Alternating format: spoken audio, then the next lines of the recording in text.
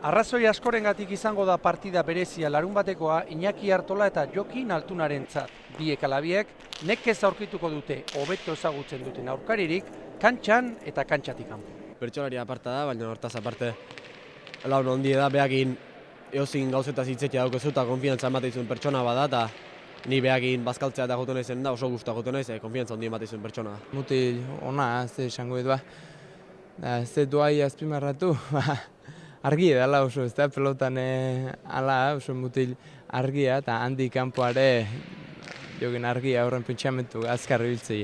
Lehiak ikusmin ikaragarria eragin du. Gazteak eta talentudunak izaki etorkizun oparoa dutelako.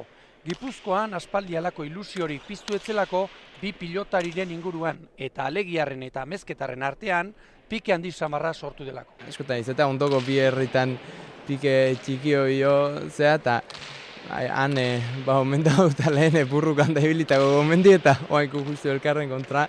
Beatan nik askotan komentatu dugu, elkarren arten baino pike handiko daula askotan jenden arten da, bromak eta ez, baino nik uste bi afizio ikiarri ondo mateie,